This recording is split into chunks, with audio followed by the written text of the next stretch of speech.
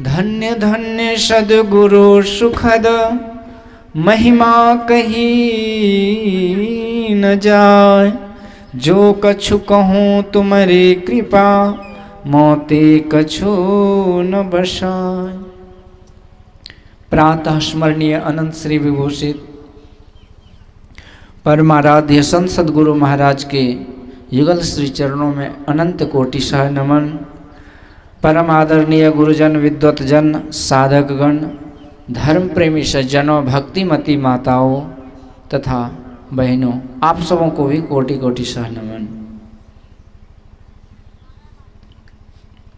यदि शैल समम पापम विस्तीर्णम बहुयोजनम विद्यते ध्यान योगेन नान्यो भेदः कदाचन। काल मुख से विमुखी भागो ध्यान के बल भाई रे।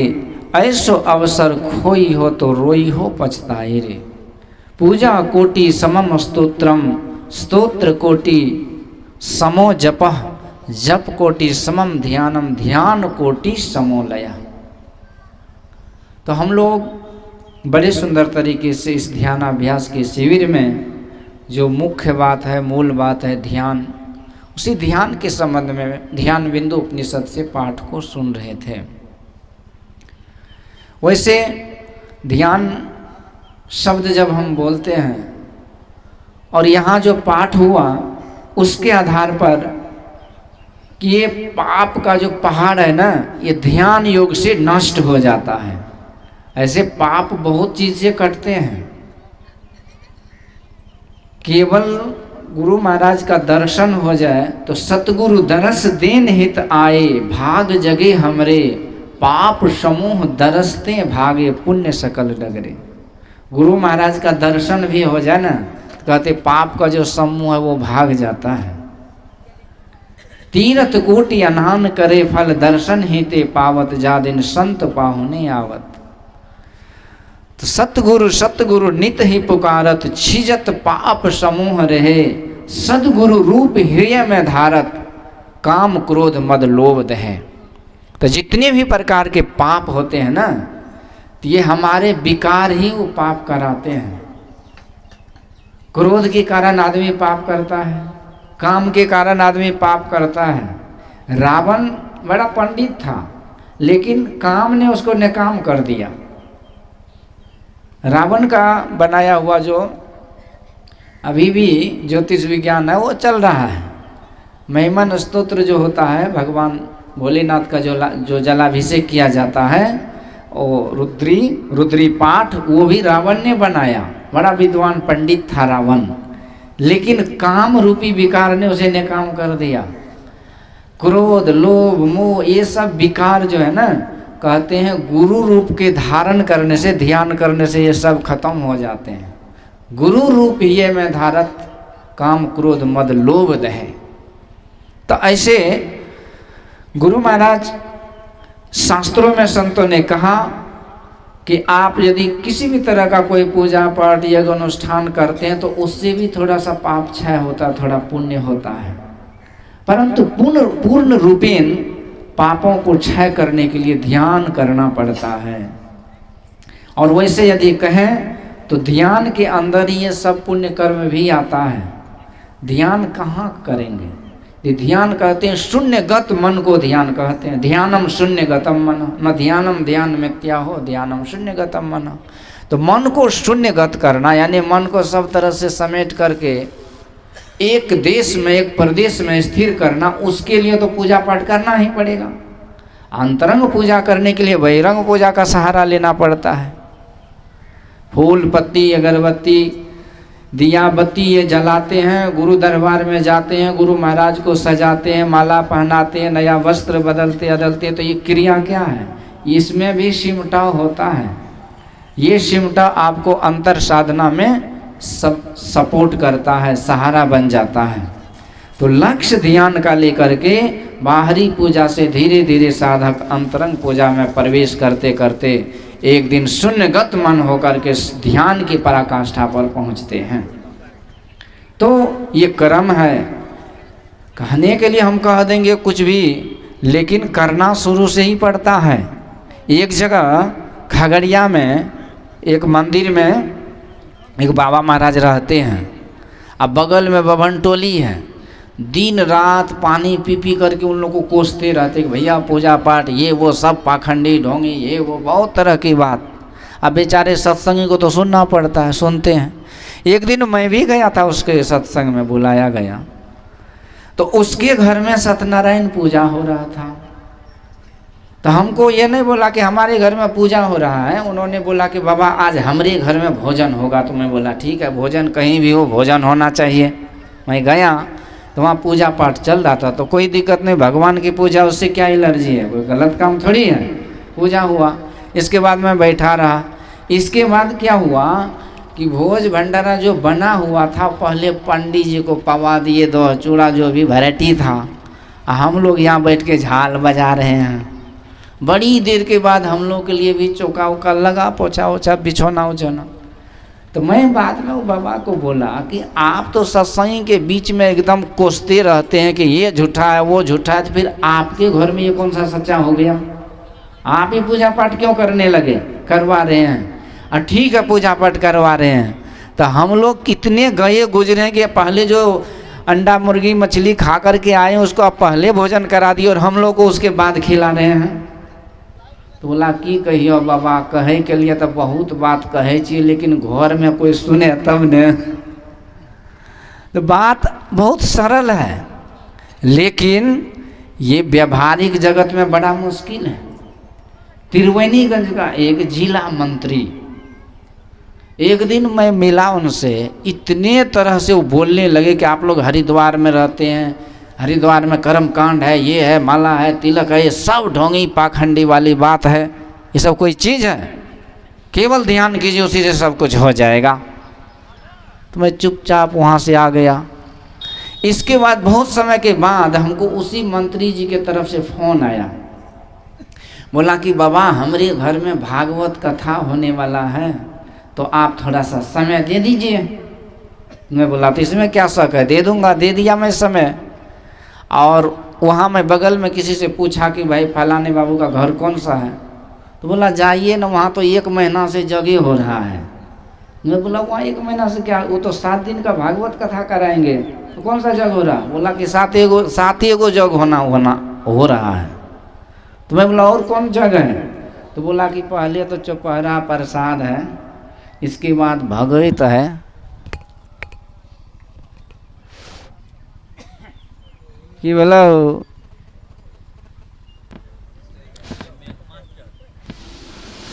हेलो, इसके बाद अष्टजाम है, इसके बाद और क्या क्या 3-4 गो प्रोग्राम है, इसके बाद आपका कथा है, इसके बाद योगानंद बा का सत्संग है, तब जाकर के बादों में और कुछ होगा। चौपहरा पर एगो चौठारियो होगा।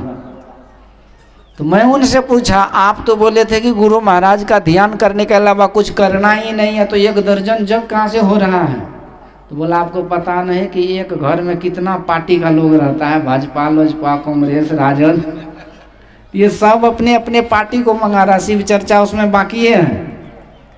तो व्यवहारिक जगत में बड़ा मुश्किल है। तो कहने का मतलब है कि जो जहाँ कर रहे हैं, पर एक बात जो सत्संग से बताया जाता है, भाई आप जो भी पूजा पाठ करते हैं उसके सार बात को समझिए, हाँ उसको ग्रहण कीजिए। हर पूजा के पीछे कोई ना कोई ज्ञान है, ध्यान है।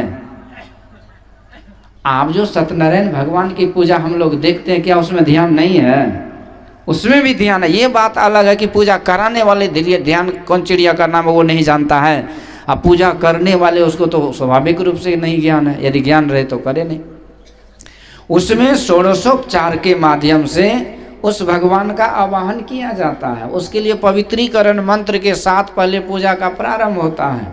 तो पवित्रीकरण मंत्र लेकर के पूजा का शुरुआत किए। इसके बाद आवाहनम समर्पयामि, हम इस इष्ट को, इष्ट देव का आवाहन करते हैं। तो आवाहन कैसे करेंगे? कहते हैं पुष्प चढ़ा दीजिए, तो पुष्प चढ़ा के आवाहन होता है। आवाहन का अर्थ ही होता है कि पुकारना, बुलाना। तो यही गुरु महाराज कहते हैं आवाहन के लिए तो मंत्र जप करो ना, आवाहन मंत्र ही तो है गुरु मंत्र।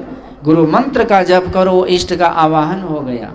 आवाहन के बाद वहाँ पर क्या है, आसनम समर्पयामि, पाद्यम समर्पयामि, प्रक्षालनम समर्पयामि, स्नानम समर्पयामि, तिलकम समर्पयामि, यज्ञोपवीतम समर्पयामि, वस्त्रोपवस्त्रम समर्पयामि। ये जितना समर्पयामि हम भगवान को कहते हैं तो पहले उसको बुलाते हैं, चरण पखारते हैं, उसका कुलाचमन कराते हैं, फिर उसको तिलक लगाते हैं, स्नान कराते हैं, वस्त्र पहनाते हैं।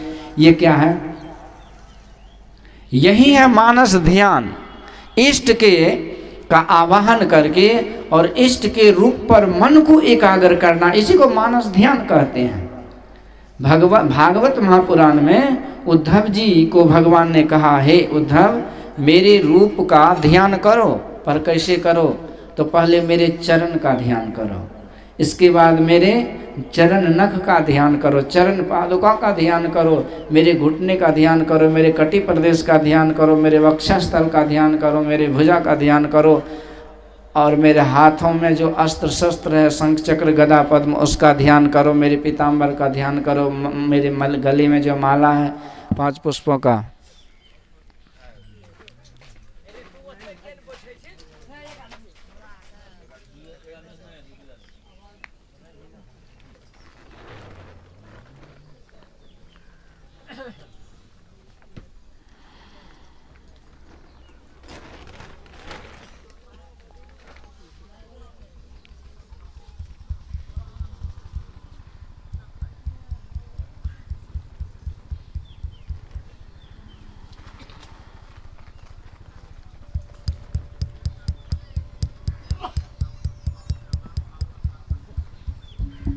श्री सद्गुरु महाराज।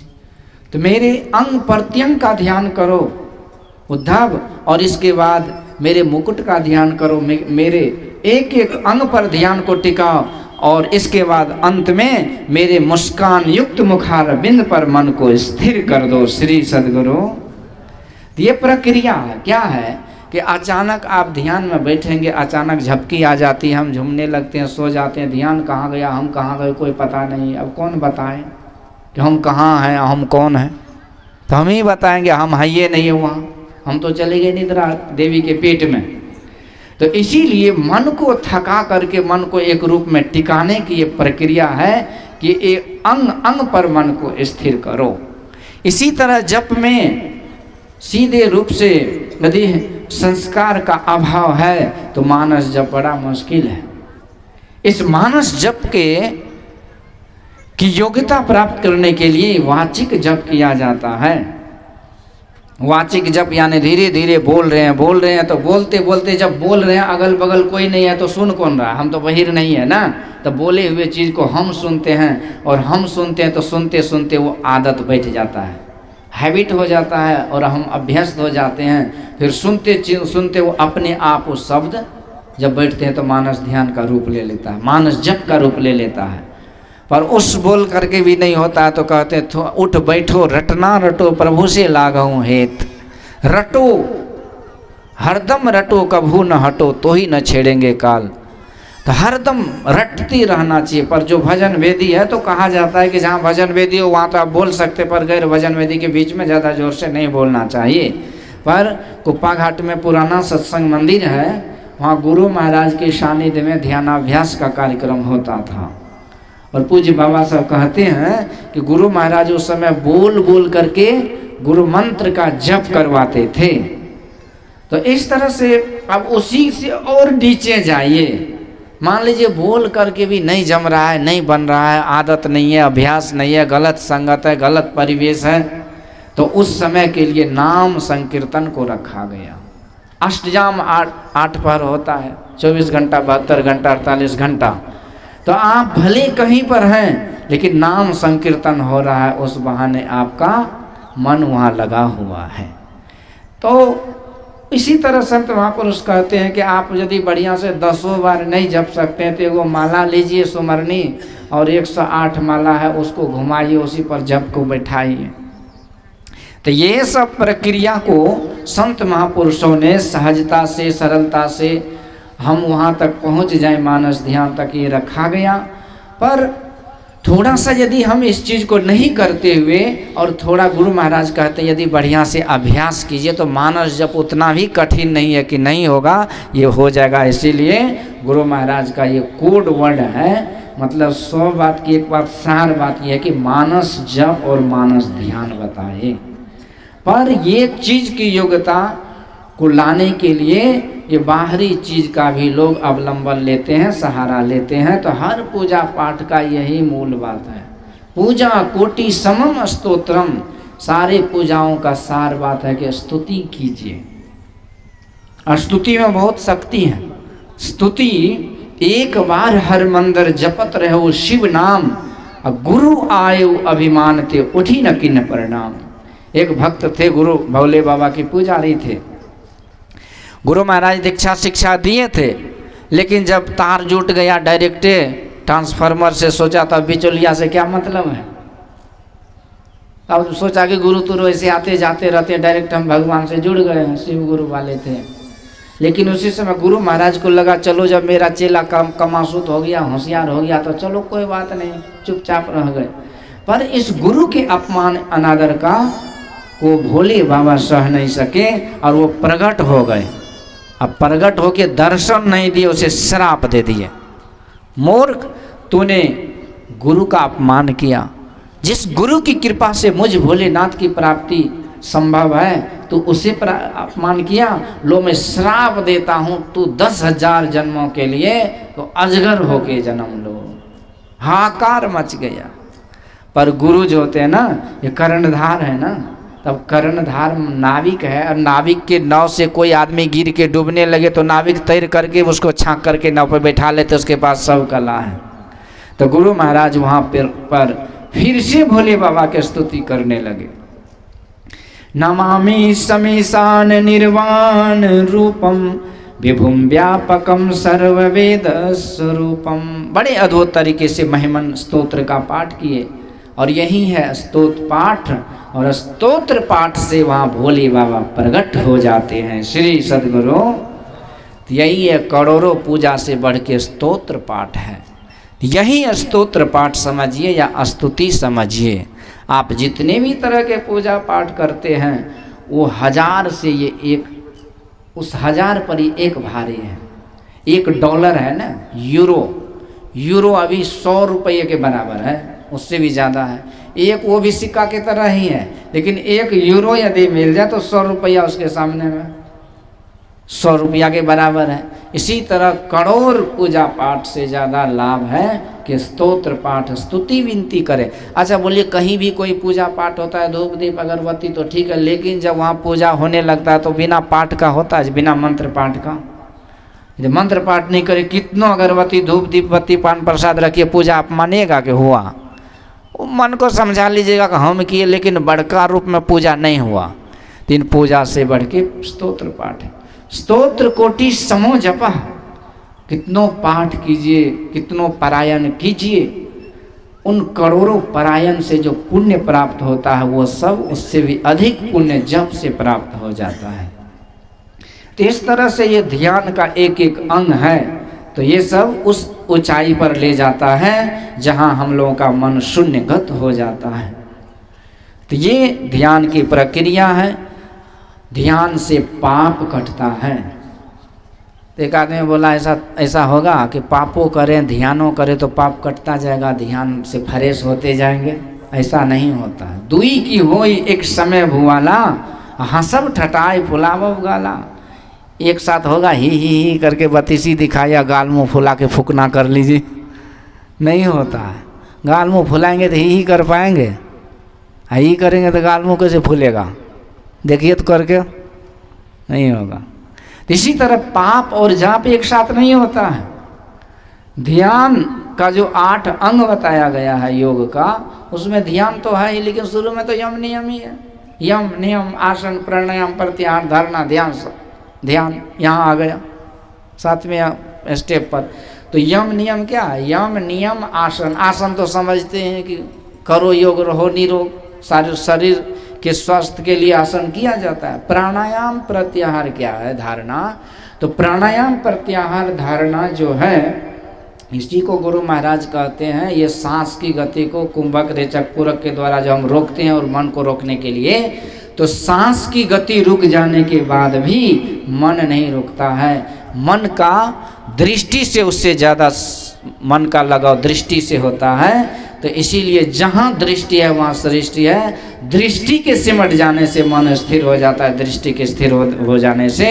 इसीलिए यम नियम प्राणायाम प्रत्याहार की जगह पर गुरु महाराज कहते हैं दृष्टि योग ही उपयुक्त है राजयोग में। तो 5 पाप का त्याग, मानस जप, मानस ध्यान, दृष्टि योग, यही है अष्टांग योग का सार। तो इस तरह से ये प्रक्रिया शुरू में है। तो पाप से बच करके, जो पाप हो गया उसका प्रायश्चित करते हुए जाप करते हैं, तो आगे पाप जो पिछला है वो कट छट जाता है और फिर आगे ध्यान बनने लगता है। तो इस तरह से ध्यान की प्रक्रिया है। ध्यान के द्वारा हम काल के जाल से बचते हैं। वैसे पाप का एक सिद्धांत है, तुलसी यह तन खेत है, मन बच कर्म किसान, पाप पुण्य 2 बीज है, जो बुए सो लूने निदान। पाप का कर्म, पाप कर्म का फल सबको भोगना पड़ता है। पुण्य कर्म का फल बड़े बड़े संत महापुरुष भी भोगते हैं, लेकिन उसके भोगने में और हमारे भोगने में अंतर है। पाप होता किससे है? शरीर इंद्रियों से पाप होता है। आत्मा को पाप थोड़ी होता आत्मा के द्वारा। आत्मा को तो कहा गया है चेतन अमल सहज सुख राशि ईश्वर अंश जीव अविनाशी। जीव तो अविनाशी हैं और ये अमल है, इसमें कोई मल विकार है ही नहीं। पर ये जीव को जो इंद्रियों का संग हो गया है, इसी इंद्रियों के द्वारा पाप होता है। तो शरीर इंद्रियों से यदि जीव अलग हो जाए तो पाप कर्म भोगते हुए भी इसे कोई पाप प्रभावित नहीं करता है। तो यही ध्यान के द्वारा हम शरीर इंद्रियों के मंडल से बाहर चले जाते हैं और इस तरह से शरीर इंद्रियों से अलग होने के कारण पाप का फल तो भोगना पड़ता है, लेकिन वो प्रभावित नहीं करता है। नदी किनारे घर किया कर्जा करी करी खाए, कर्जदार जब मांगन आवे तो फिर से नदी में जाए, नदी में चलेगा। इसी तरह शरीर में रहते हुए शरीर इंद्रियों से अपने आप को अलग करके परमात्मा से मिला लेना, ये ध्यान योग की क्रिया जो करते हैं वो निश्चित रूप से सब पापों से बच जाते हैं। पाप जिसको दंड देंगे वही नहीं रहा तो फिर दंड किसको देंगे? शरीर को दीजिए। तो जैसे इस देश के संविधान किसी को सजा दे दे और वो व्यक्ति यहाँ से दूसरे देश चला जाए तो फिर क्या होगा? बच जाएगा। इसी तरह से शरीर इंद्रियों का जो नगर है, ये शरीर रूपी नगरी से हम यदि निकले अंदर के मार्ग से तो पाप से बच जाते हैं।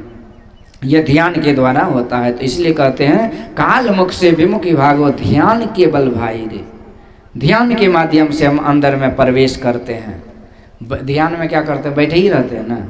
तो हाय कुछ रहनी गहनी की बाता, अब बैठा रहे चला पुनी जाता।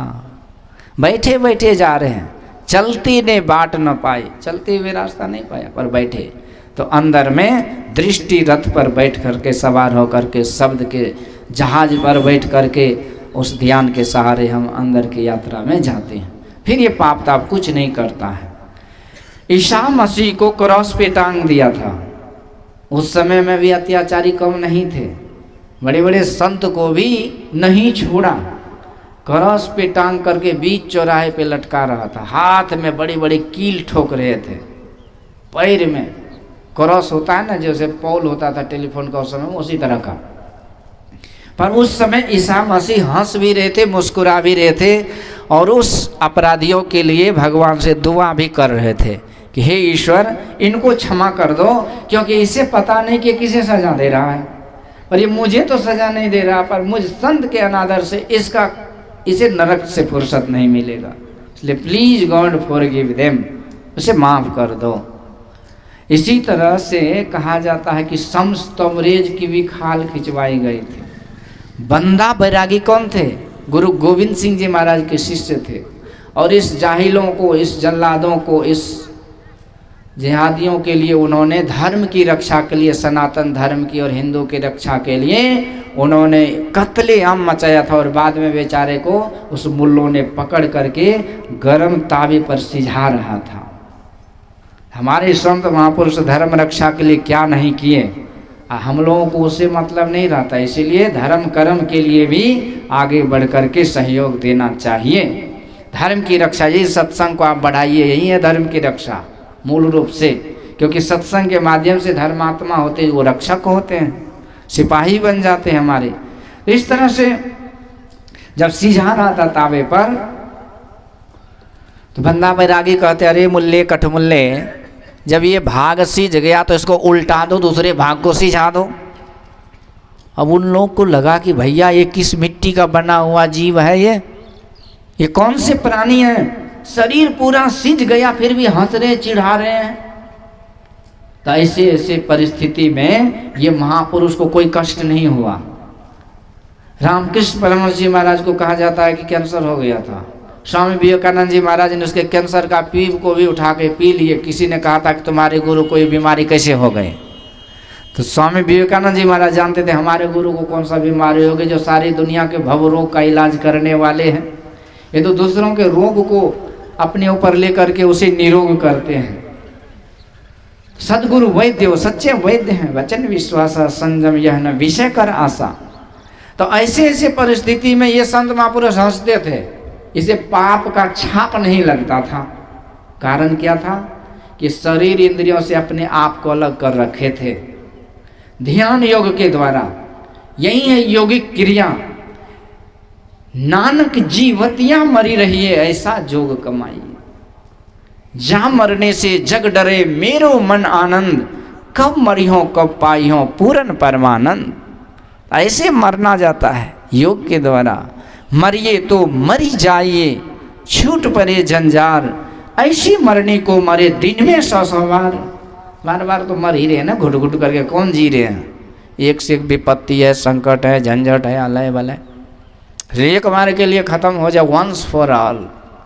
Late us try to die once for all. तो ये संत महापुरुष के पास ये यौगिक क्रिया है, जिस क्रिया के द्वारा यानी अंदर के मार्ग से चलते चलते इन इंद्रियों शरीरों से छूटा जाता है।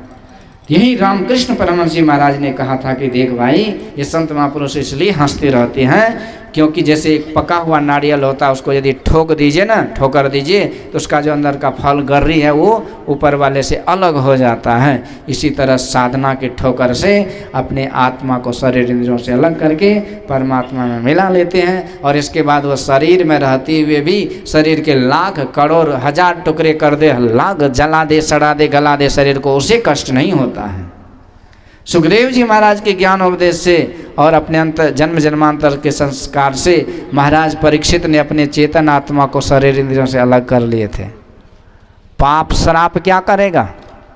उन्होंने कहा था कि गुरुदेव, एक तक्षक की कौन के 1000 तक्षक भी साक्षात मृत्यु देवता भी आकर के मुझे 1000 तक्षक भी आकर के डस ले तो मेरा कुछ नहीं कर पाएगा। मैं तो ब्रह्म स्वरूप हो गया। ब्रह्म भूतो महायोगी निसंगो छिन्न संशय। जीवात्मा एक परमात्मा की एकता रूप महायोग समाधि में विलीन होकर के महाराज परीक्षित ब्रह्म स्वरूप हो गए थे। यही है ध्यान का लाभ। हम ध्यान के माध्यम से अंदर साधना करते करते शरीर से अलग होते हैं। इस तरह से सब पापों से छूट जाते हैं और सदा सदा के लिए मुक्त हो जाते हैं।